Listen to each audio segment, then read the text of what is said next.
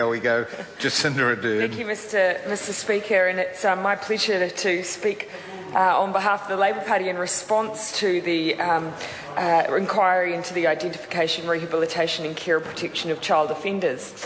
And this was an inquiry in which Labour participated actively on the Justice and Electoral Select Committee.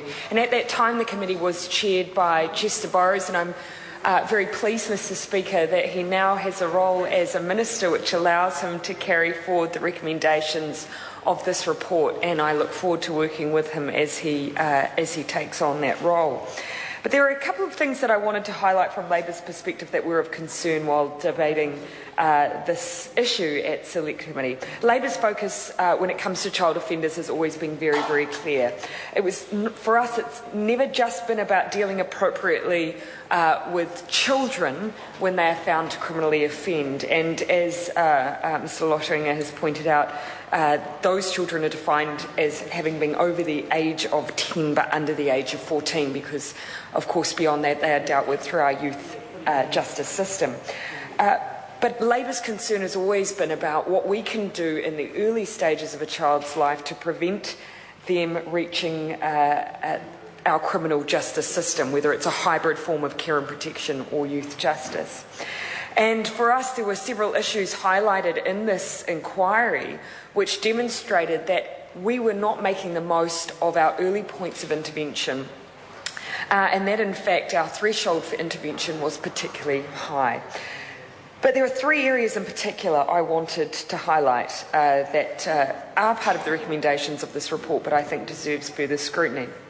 That is the agency that holds accountability when a child begins criminally offending. And we had examples from the Family Court in particular. Peter Boshier very kindly created a mock family court situation using real examples to demonstrate to us the delays that happen in the family court, and often those delays are caused by agencies involved either not taking a primary role of accountability for a child because there's confusion as to whether or not it's primarily a care and protection or justice issue. So accountability there was an issue, but generally delays within the family court process, and I'm very pleased that my colleague Charles Chauvel will be taking a call to flesh out how actually recent changes in our family court system may in fact make that situation worse, not better. So the family court has a strong role to play here, and some very strong recommendations in here on how we could utilise that process more effectively. The second point of debate is the quality and effectiveness of our interventions when we do identify a child offender. Are we using well-researched, evidence-based programs that are fit for purpose in the New Zealand context? And I do think that there is more work to make sure that we have quality evaluation of the programs that are being used. We have a very ad hoc approach to contracting at present. And the third area, as I've already touched on, is the issue of our threshold for intervention. Now, let me give you an example. I, early on in my political career, when visiting a school, met with a school principal who was talking about issues amongst her student body and raised the issue of, I believe it was at that time, an 8-year-old child who she said clearly had issues at home in the past. These were not clear care and protection issues, but issues that led her to believe that that child and their family needed assistance. That manifested by the child one day going out of the school grounds and lying in the middle of the road.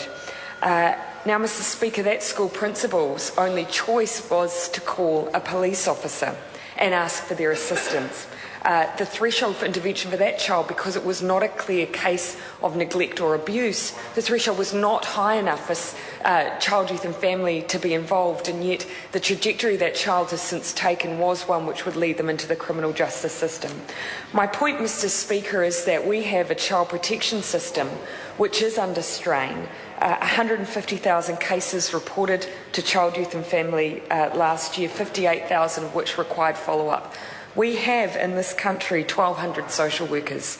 By default, they are dealing with the most serious end of care and protection issues. We do need a system which responds as early as possible to the needs of our most vulnerable children before they enter into our criminal justice system. And Mr. Speaker, if we are to truly make effective use of taxpayer money and care for those vulnerable children, I would suggest, Mr. Speaker, that is where our attentions thus forward need to be paid. Materia Toure. Thank you very much, Mr. Speaker. I'm pleased also to speak on this